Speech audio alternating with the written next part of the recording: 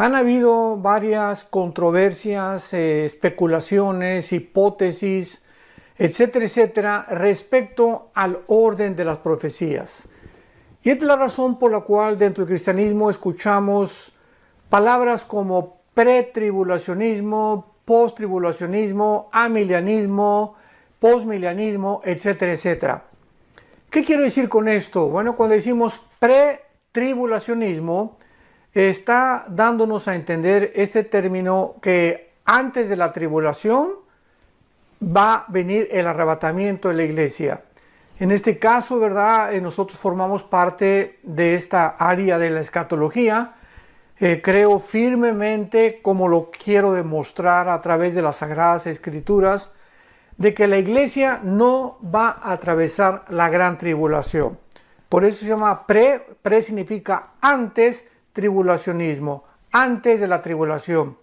Cuando hablamos del post-tribulacionismo, hablamos de personas o cristianos que creen que es hasta la segunda venida de Jesucristo, junto con el arrebatamiento, que se llevan a cabo estos dos eventos. O sea, en la segunda venida de Jesucristo viene el arrebatamiento y al mismo tiempo Él desciende del cielo. Lo cual pues ya es muy, pero muy difícil de sostener. Y luego tenemos el amilianismo, cristianos que creen que ya todas las profecías se cumplieron, que todo sucedió en el año 70 después de Cristo, que las profecías del Apocalipsis también ya se ha cumplido, que la semana 70 de Daniel ya se ha cumplido. Y entonces vemos estas diferentes posturas o perspectivas que existen, y esto es debido a que estamos ni más ni menos analizando, profundizando, escudriñando, penetrando en la mente de Dios. La Biblia es la mente de Dios revelada. Y claro que no creo que haya ni siquiera un 5 o un 10% que podamos encontrar de la mente de Dios, dada nuestra finitud y nuestra limitación intelectual y también de comprensión. El apóstol Pablo escribió que todavía estamos mirando a través de como un espejo. Cuando éramos niños, 1 Corintios 13 dice Pablo, hablábamos como niños, pensábamos como niños. Cuando vamos creciendo, vamos desarrollando nuestra capacidad de comprensión. Y cuando ya llegamos a la edad adulta, pues ya tenemos un poquito más de madurez para poder percibir las cosas que nos rodean, entender cosas que no entendíamos ni en la infancia ni en la juventud. Y es exactamente igual con la vida cristiana. La vida cristiana tiene etapas, o sea, un recién convertido no puede entender el libro de Apocalipsis, ni Ezequiel, ni Daniel. Tiene que comenzar con la leche, igual que un recién nacido. Un bebé recién nacido no le puedes dar jamón, no le puedes dar una chuleta de puerco, ¿verdad? Porque se empacharía, se atragantaría, pero cuando va creciendo, después de un año de la leche de la mamá, ya brinca alimentos un poquito sólidos, que el gerbercito, que el jamoncito picado, y así el bebé, la naturaleza humana se va adaptando al alimento de acuerdo al crecimiento. Es exactamente igual en la vida espiritual. Dice el apóstol Pedro que crezcamos y deseemos la leche espiritual, que es la Biblia, como niños recién nacidos, para que crezcamos para salvación. Muy bien. Ahora con este preámbulo puedo yo comenzar a entender claramente por qué hay estas diferentes posturas dentro del cristianismo, y no nos queda más que escudriñar las escrituras, buscar cuál postura tiene más peso teológico simplemente, ¿verdad? Y tratar de poder llegar a una solución. ¿Por qué creo esto? Porque no puede haber dos verdades. No puede haber tres verdades, o sea, algo tiene que ser, o una postura tiene que ser la real. Yo recuerdo cuando inicié mi vida cristiana, me eduqué con misioneros bautistas y me enseñaron bastante de la doctrina bautista, estoy muy agradecido. Después estuve con hermanos pentecostales, los hermanos bautistas, vivíamos en Acapulco. Se fueron y comencé yo a recibir la doctrina pentecostal. que todos desde luego somos hermanos en Cristo, ¿no? Pero la postura pentecostal tiene su perspectiva del bautismo del Espíritu Santo, de los dones espirituales, y después de los bautistas y los pentecostales, yo veo detrás de todo esto la mano de Dios. Para que yo pudiera ver el panorama de la mayor parte de las denominaciones, posturas de hermanos, y poder darme cuenta que yo tenía que llegar a un momento en el que tenía que decidir con cuál doctrina me iba a quedar, qué doctrina iba a enseñar, pero con convicción. Porque cuando predicamos la palabra, tiene que ser predicada con autoridad y con convicción. Y pues en tercer lugar estuve con los presbiterianos. Estudié la famosa teología de la Reforma, el calvinismo, el hipercalvinismo, la doctrina de la predestinación, de la depravación humana, la expiación limitada, bueno, todo lo que enseña la famosa doctrina o teología de la Reforma. Y finalmente, pues yo tenía que encontrar un equilibrio. Fue lo que yo le pedí al Espíritu Santo, dame un equilibrio, Señor, ¿verdad? Porque todos mis hermanos tienen diferentes perspectivas y esto es bueno porque así dependemos unos de otros, o sea, no nos vamos a tachar de herejes, ni mucho menos, simplemente son enfoques diferentes por causa de falta de muchas piezas del rompecabezas en la Biblia que no hemos encontrado y otras veces por falta de estudio profundo de la palabra de Dios. Así que pues yo anhelo, ¿verdad?, que todos ustedes que nos escuchan y que ven estos videos y están aprendiendo de la Biblia, tú juzgues por ti mismo después de analizar las evidencias que podamos presentar, realmente cómo pueden tener cabida dentro de tu alma, dentro de tu entendimiento, para que puedas trazar bien la palabra de verdad. Vamos a ver la primera y la segunda carta a los tesalonicenses, principalmente para examinar lo que el título de esta serie le he llamado el poder que detiene al anticristo. O sea, vamos a descubrir en estas dos cartas que el apóstol Pablo fue usado por Dios para una gran conversión de un gran número de residentes en la ciudad griega de Tesalónica.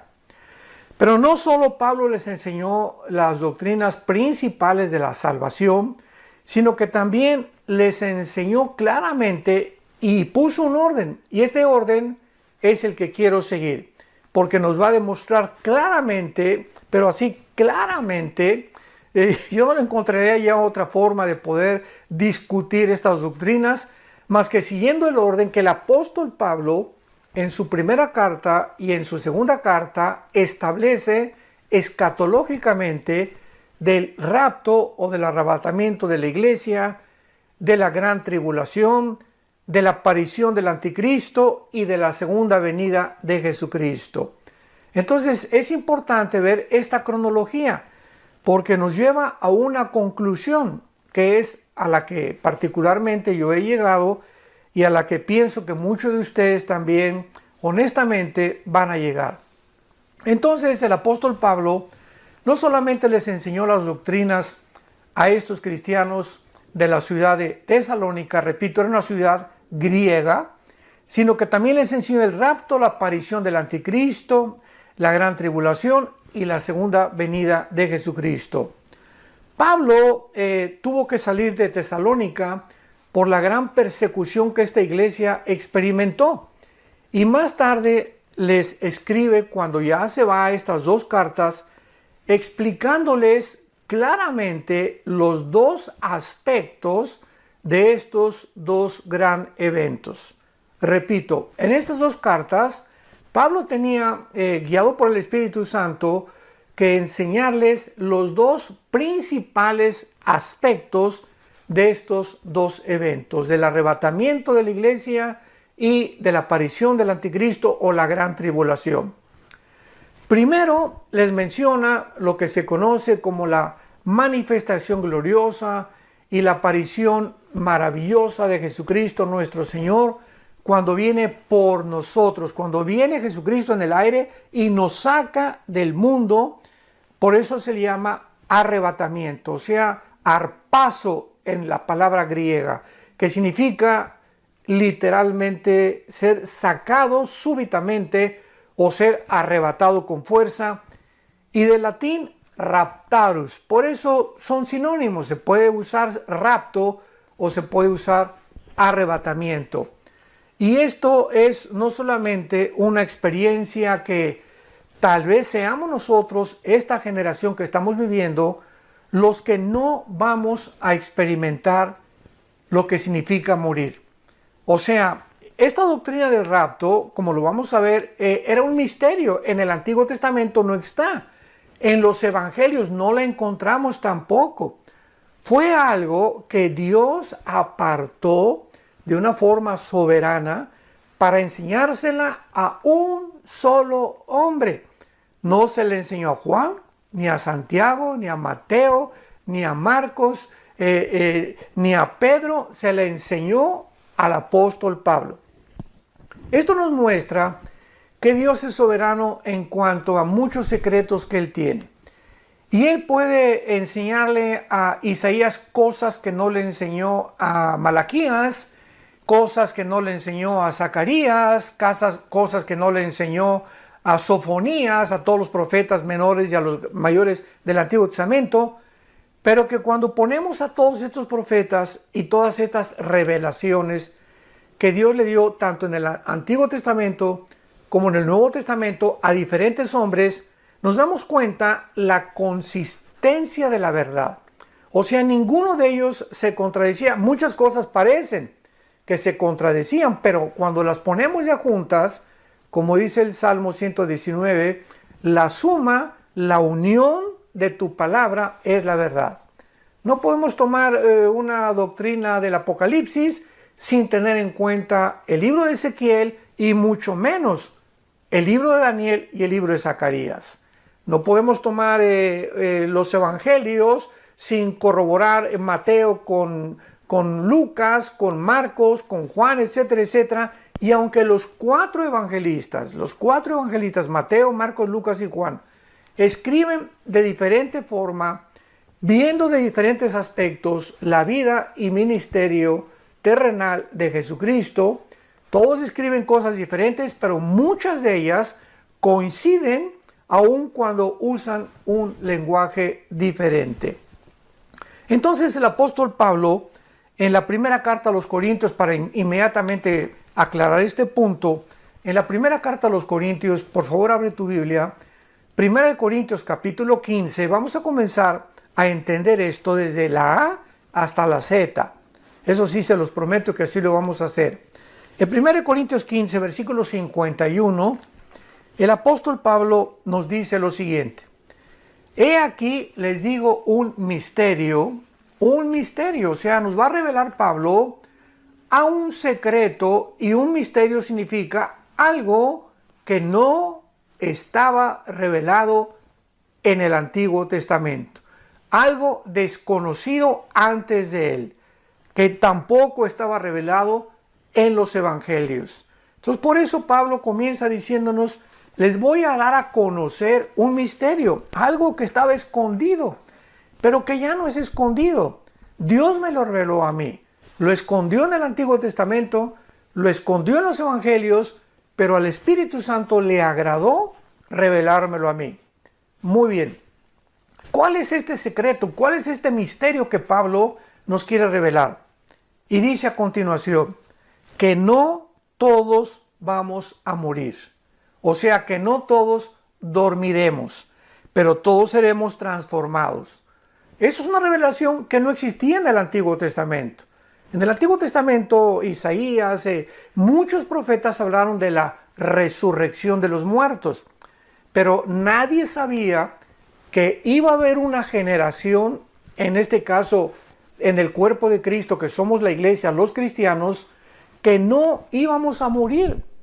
¡Qué tremenda revelación! ¡Qué tremenda y maravillosa esperanza! Que va a haber un grupo de cristianos que no vamos a saber qué es morir. Me incluyo porque le pido a Dios que podamos tener ese privilegio, esta generación que estamos viviendo, que no seamos nosotros la generación de la cual está hablando Pablo, que de repente vamos a desaparecer y estaremos en un cerrar de ojos, en el aire, en la presencia del Hijo de Dios, de Jesucristo. Entonces dice Pablo, no todos vamos a dormir, pero todos seremos transformados. La palabra dormir no significa una existencia inconsciente. Esto es muy importante. La palabra dormir se refiere al cuerpo físico siempre en la Biblia. Dormir es el cuerpo. Pero la Biblia nos habla claramente, sin ningún lugar a dudas, que en el momento de la muerte, como en Génesis 35, etcétera, etcétera, sale de nuestro cuerpo el alma y el espíritu. En el momento de la muerte, tu alma y tu espíritu, mi alma y mi espíritu, sale inmediatamente del cuerpo y nos vamos, ¿verdad?, a la presencia de Dios, o los que no son cristianos, su alma y su espíritu salen para bajar al Sheol, que en el Nuevo Testamento se tradujo Hades, que es una transliteración del hebreo al griego. La palabra Sheol en el Antiguo Testamento se usó para el lugar no de la tumba, porque claramente nos muestra el Antiguo Testamento que en el Sheol las gentes estaban conscientes, tenían una existencia consciente. Muere Abraham y le dice Dios, serás reunido con tus padres, serás reunido con tus parientes, o sea, dándonos a entender el Espíritu Santo que al morir había un lugar donde todos los muertos justos, ¿verdad?, iban al mismo lugar y estaban reunidos juntos, esperando desde luego la muerte de Cristo en la cruz, porque ya cuando muere Cristo en la cruz, Él baja y saca a todos del Hades, de los que se encontraban en el lado del paraíso o del seno de Abraham. De esto ya he hablado en otras conferencias. Y ahora desde Cristo a nuestros días, de Cristo a nuestros días, todos los cristianos que han muerto desde Pentecostés hasta nuestros días del año 2021 en que nos encontramos, ahorita estamos en el mes de abril, a finales del mes de abril, estoy compartiendo esta conferencia. Todos los cristianos, en el momento de la muerte, salimos inmediatamente de nuestro cuerpo y nos vamos con el Señor, inmediatamente. Pero, si tú no has muerto o yo no he muerto y el rapto viene tal vez acabando esta conferencia o mañana, un mes, no sabemos, un año, 2 años, no sabemos, si somos nosotros los que vamos a participar de esta maravillosa experiencia, de repente vamos a ser transformados. Vas a estar comiendo en un restaurante o manejando, un piloto en un avión, un chofer en un camión, un médico tal vez operando, o a lo mejor yo predicando, ¿verdad? No sabemos, pero si viene el arrebatamiento y viene el rapto de la iglesia, de repente vamos a desaparecer millones de personas, nuestra ropa se va a quedar ahí tirada y vamos en instantes, en milésimas de segundo, nuestro cuerpo corruptible, porque así nuestro cuerpo como lo tenemos no puede ser transportado al cielo, porque es un cuerpo que no puede heredar, la carne y la sangre no puede heredar lo invisible, lo incorruptible. Un cuerpo imperfecto no puede estar en un lugar perfecto. Entonces es lógico que nuestro cuerpo tiene que ser cambiado en milésimas de segundo para estar, repito, en la presencia de Jesús. Jesús vendrá en el aire y no va a tocar los pies en la tierra. Esta es la gran diferencia. Después ya hablaré de todo eso. En el rapto viene Jesús en el aire, nos saca del mundo, la iglesia sale del mundo, comienzan los 7 años de la tribulación y en la segunda venida Cristo desciende y toca el monte de los olivos. Zacarías capítulo 14, versículos 2 y 3. En la segunda venida, Él toca los pies en el monte de los olivos y en la segunda venida, Él viene con nosotros. Dice Apocalipsis 19, en un caballo blanco y los ejércitos le seguían y todos nosotros venimos junto con Él a establecer su reino milenial o el reino mesiánico prometido a los profetas y al rey David en particular. Muy bien, continuamos en 1 Corintios 15. Quiero ir despacio, como lo puedes notar, que tenemos que ir despacio en el escudriñamiento y en la exposición de la palabra de Dios. Les digo un misterio, no todos vamos a dormir o a morir, pero todos seremos transformados. En un momento, en un abrir y cerrar de ojos, dice el apóstol Pablo, esto fue lo que Dios le reveló a la final trompeta. Porque se tocará la trompeta y los muertos en Cristo, o sea, si viene el rapto ahorita, para ir despacio, si viene el rapto ahorita, o mañana o pasado o la semana que entra, todos los que han muerto antes que nosotros, desde Pentecostés, porque esto es importante, en el rapto solamente nos vamos a ir todos los que formamos el cuerpo de Cristo. La Biblia le llama los que estamos en Cristo, porque cuando en Pentecostés vino el Espíritu Santo, el Espíritu Santo hizo algo que no había hecho jamás en la historia. Desciende el Espíritu Santo para hacer su morada, para convertirnos a nosotros, nuestro cuerpo convertirlo en el templo de Dios. Dice 1 Corintios 6, 19 y 20, que no sabéis que vuestro cuerpo, mi cuerpo, tu cuerpo es el templo donde Dios está viviendo. Esto es maravilloso. Somos el templo del Espíritu Santo. Entonces el Espíritu Santo en el momento en Pentecostés entró a hacer su morada. Ya en el Antiguo Testamento entraba y salía, entraba y salía. Entraba sobre Sansón y Sansón tenía unas fuerzas sobrenaturales, pero se iba. Entraba sobre David y David tocaba el arpa y comenzaba a escribir como el Salmo 22, que 1000 años antes de Cristo contiene la crucifixión escrita por David, guiado por el Espíritu Santo, inspirado por el Espíritu Santo, pero se iba el Espíritu Santo y así venía sobre las personas, pero se iba.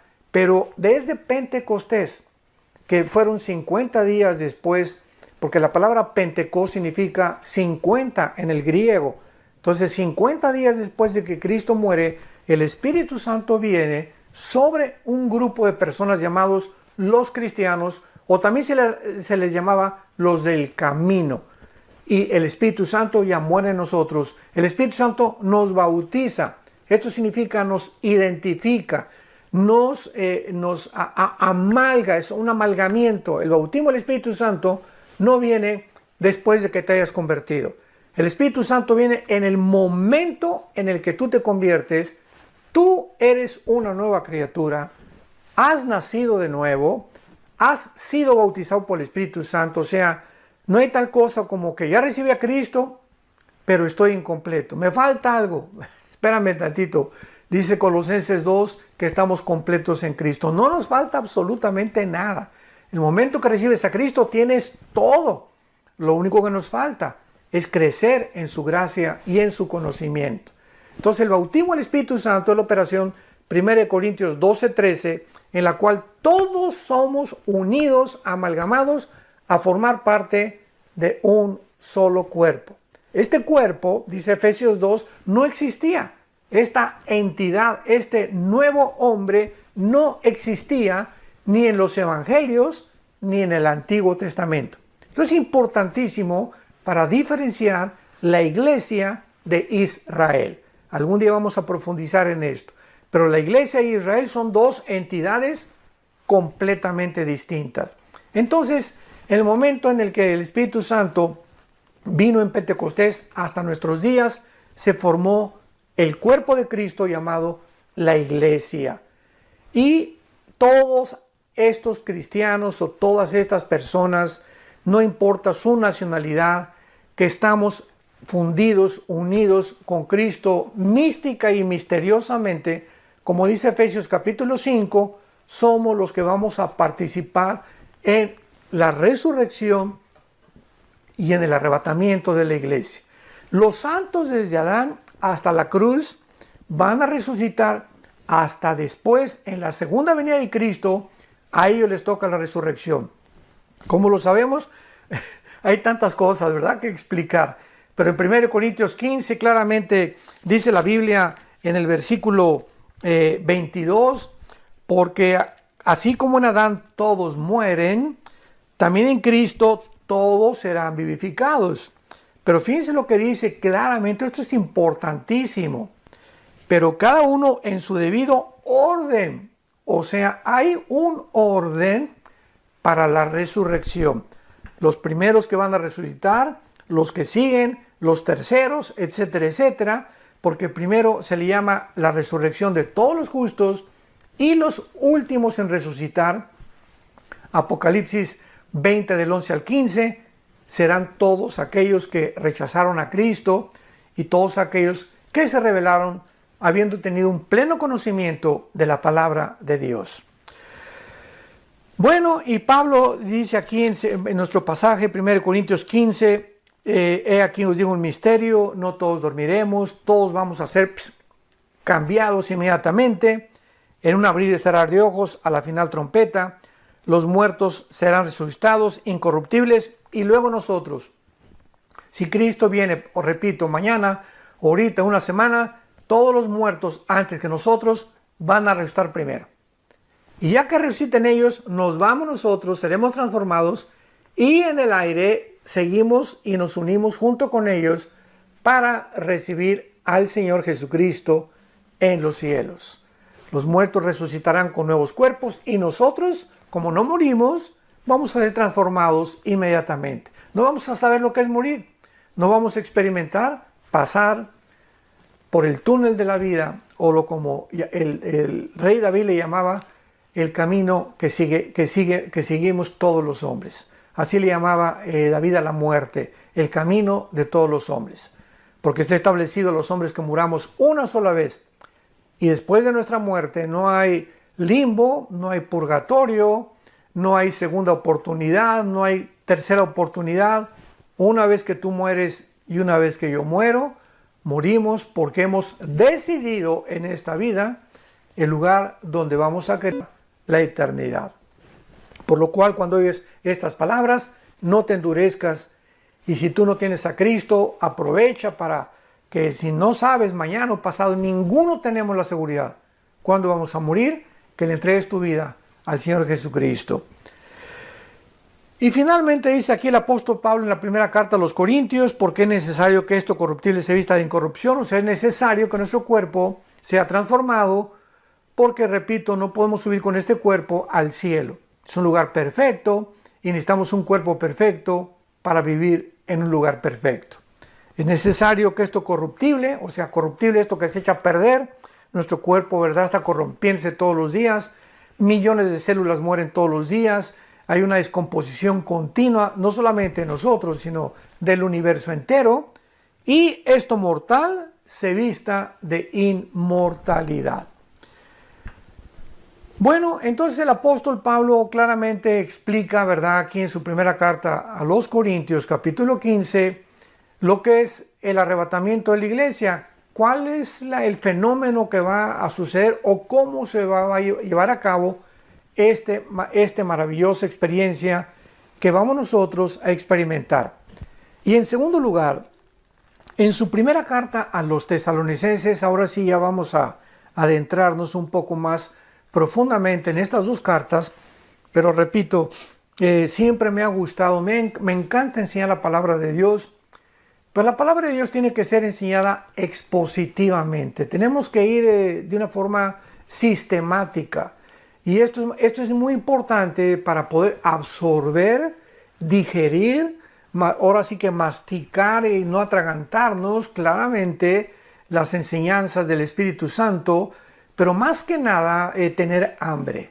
Si tú me escuchas y eres un cristiano que tienes hambre, que te apasiona oír, que quieres saber, etcétera, etcétera, y además que algún día te puede Dios llamar para que tú también enseñes esto a tus hijos, a tus padres, a tu novia, a tu novio, no sé, Dios te va a iluminar, porque necesitamos tener esa pasión de no solamente comer la palabra y enriquecer nuestro entendimiento y nuestro conocimiento de Dios, sino que Dios nos da para que nosotros demos. Nunca Dios nos da nada para que lo guardemos para nosotros. Dios le dijo a Abraham, te bendigo para que tú bendigas a los demás. Dios me da dinero para yo bendecir a los demás. Me dio talentos para bendecir con mis talentos a los demás. Me da el don de la música, yo no lo tengo desde luego, para que tú con la música bendigas y sirvas a Dios. No hay nada. Dios te da casas, Dios te da propiedades, Dios te da todo para que no necesariamente que tengas que vender todo, pero simplemente, ¿verdad?, para que entiendas que somos administradores de la gracia de Dios. Como dice 1 Corintios capítulo 4 el apóstol Pablo. Somos administradores, nada más. Nada de lo que tenemos, cero de lo que tenemos es nuestro. Todo lo hemos recibido por gracia. Muy bien.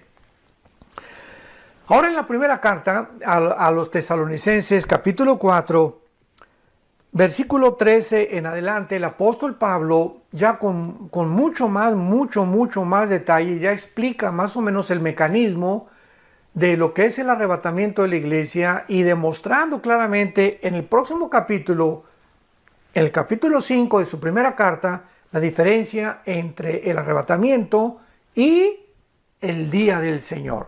O sea, los 7 años de la tribulación que se definen con la palabra o con el término el día del Señor, y 4 veces en el Nuevo Testamento se menciona esta frase, el día del Señor, y las 4 veces se refiere a los 7 años de la tribulación, al tiempo de la ira o al día de Jehová del Antiguo Testamento.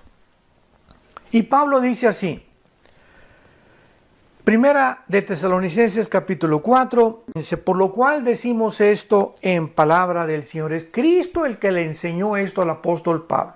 Como lo vimos ya, fue una revelación dada a él. Por eso dice, en palabra del Señor. No son palabras mías, son palabras del Señor, dice Pablo. Que nosotros, que vivimos, que habremos quedado hasta la venida del Señor, no precederemos a los que durmieron. Porque el Señor mismo con voz de mando, con voz de arcángel y con trompetas de Dios, descenderá del cielo. Cristo descenderá físicamente del cielo.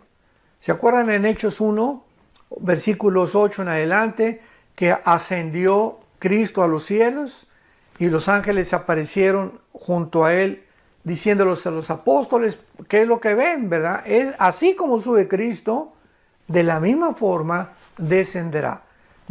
Imaginémonos esto, en el arrebatamiento va a descender del cielo, se va a detener a la mitad del cielo porque nadie lo va a ver más que nosotros, los que seamos arrebatados, y Él, así como resucitó con su cuerpo glorificado, nos uniremos con Él en el cielo para irnos con Él en el cielo, y mientras pasan los 7 años de la tribulación aquí en el mundo, estaremos en el cielo en lo que se llama el tribunal de Cristo.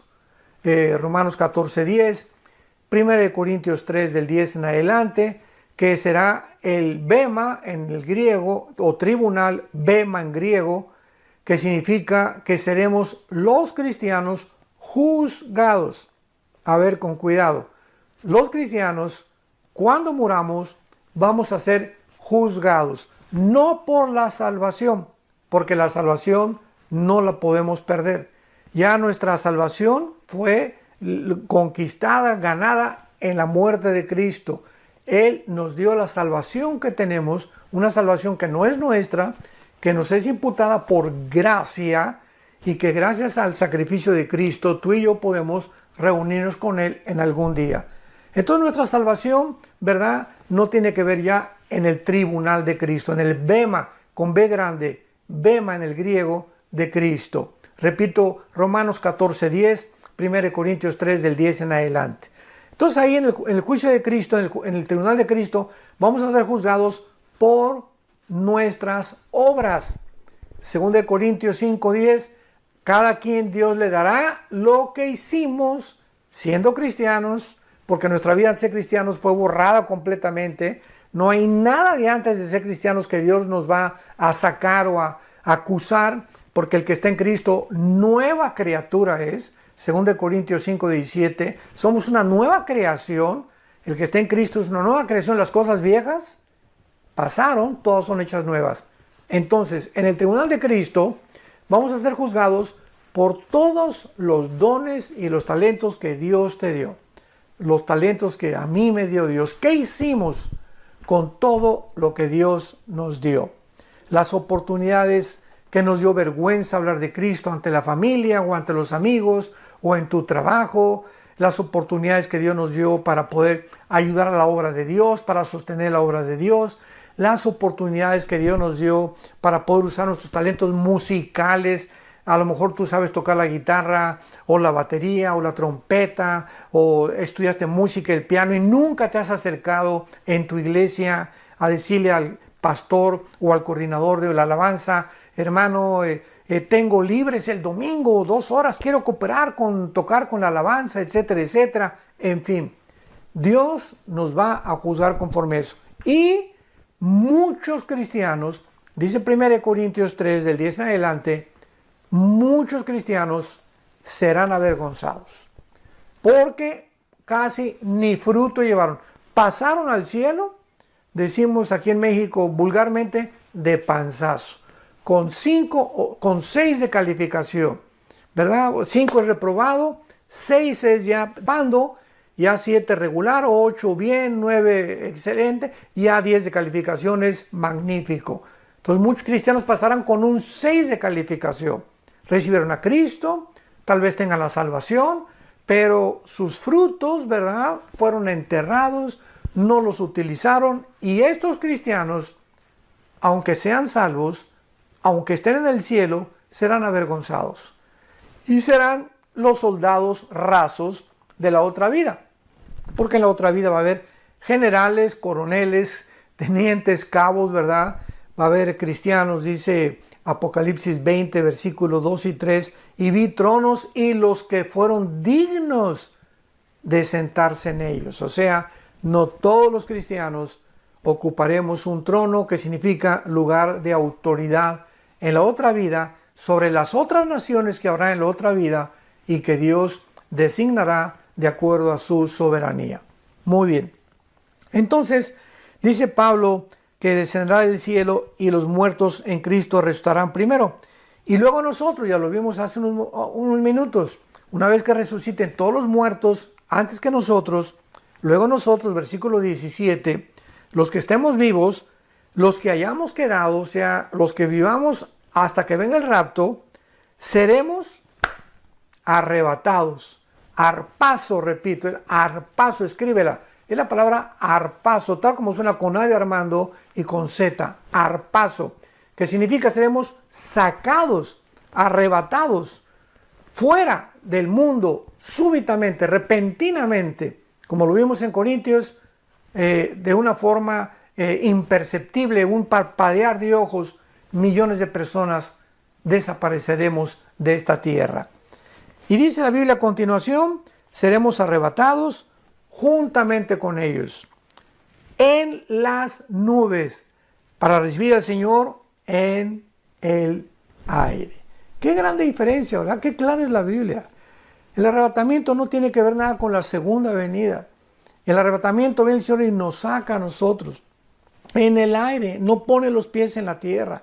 Hasta la segunda venida desciende con nosotros, pasando después de los 7 años de la tribulación, y pone sus pies en el monte de los olivos, Zacarías 14, 2 y 3. Entonces son dos eventos completamente diferentes. ¿Por qué tenemos que mezclarlos? ¿Por qué tenemos que confundir al Espíritu Santo? Lo vamos a mostrar todavía con muchas más evidencias más adelante. Y fíjense lo que dice a continuación. Y así estaremos siempre con el Señor. Por lo tanto, dice Pablo, en vista de esta maravillosa revelación, aliéntense, confórtense unos a otros con estas palabras. O sea, los cristianos no estamos esperando al anticristo ni la gran tribulación. Oye, si yo supiera que voy a pasar la gran tribulación, pues realmente no me dejaría dormir, ¿verdad? ¿Y qué va a pasar? Y con mis hijos, y no vamos a comer, y vamos a ser, etcétera, etcétera, perseguidos. Y no es esta esperanza la que la Biblia nos da. La Biblia nos da una esperanza gloriosa, maravillosa. la manifestación y aparición gloriosa de Jesucristo, dice Tito capítulo 2, versículo 10, de Jesucristo en el aire para llevarnos con Él. Y este es el aliento que tenemos, que ya nos vamos. Ya no sabemos, pero ya se oye la voz del novio en el aire. Ya los cascos del Apocalipsis se escuchan en el cielo. Ya nos encontramos en la orillita.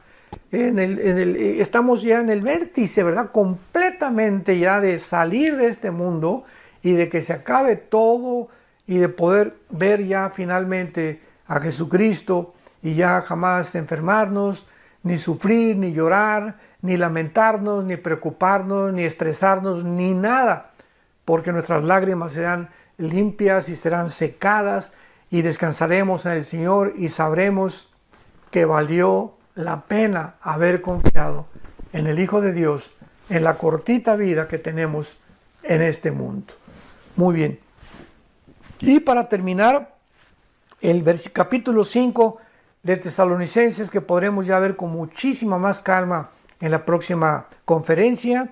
Vamos a ver en el capítulo 5 de la primera carta de los Tesalonicenses. Simplemente les hago un breve bosquejo. Dice Pablo: pero acerca de los tiempos, o sea, ya nos habló del rapto. Sigamos este orden, recordemos. Ahora dice Pablo: acerca de los tiempos y de las ocasiones, no tienen, hermano, necesidad que yo les escriba, o sea, no tiene necesidad que yo les diga el orden de los tiempos. Los tesalonicenses, de alguna manera, ya estaban conscientes de qué forma esto iba a suceder, pero seguían confundidos. Así como nosotros. Tenemos la Biblia aquí delante de nosotros. Las cartas de Pablo, ya está completa la Biblia, y en el mundo cristiano sigue la confusión. ¿Qué si el cristiano va a ir al rapto? Otros hasta se han atrevido a negar que existe el rapto. Otros que vamos a pasar la tribulación, otros que al final de la tribulación, otros que después del milenio, otros que no va a existir el milenio. Es increíble que no hemos cambiado después de 2000 años. La misma confusión que tenían la iglesia de Tesalónica y los corintios la tenemos nosotros en el siglo XXI. Y todo esto porque no escudriñamos las escrituras como debe ser. Es todo. Porque Dios no nos ha dado un espíritu de confusión. Dios no es un Dios de confusión, le dijo a los corintios. Dios es un Dios de orden. En todo hay un orden en lo que hace Dios. Y cuando nos adentramos en este orden, podemos entender, poniendo en orden la A, la B, la C, la D, etcétera, etcétera, en el archivero, entonces tenemos una clara comprensión. Pero si yo tengo un archivero donde la B está en la A y la A está en la C, pues entonces no puedo encontrar rápidamente las cosas que busco, porque hay un desorden en mi archivero mental. Entonces Dios quiere que podamos ya poner en orden nuestra mente, y es necesario, repito, es necesario escudriñar las escrituras diligentemente, perseverantemente en oración. Pedirle a Dios compasión: Señor, quiero conocer la verdad, quiero seguirte con todo mi corazón, pero no solamente, repito, para conocerte, sino para poder compartir el glorioso evangelio, las buenas noticias que Jesucristo nos vino a traer al mundo, que tú estabas, Señor, en Él, reconciliándonos en la cruz, perdonándonos nuestros pecados, no tomando en cuenta todas las maldades que hicimos antes de ser cristianos, sino para que nos dieras la vida eterna. Que Dios te bendiga. Y yo ya no aguanto.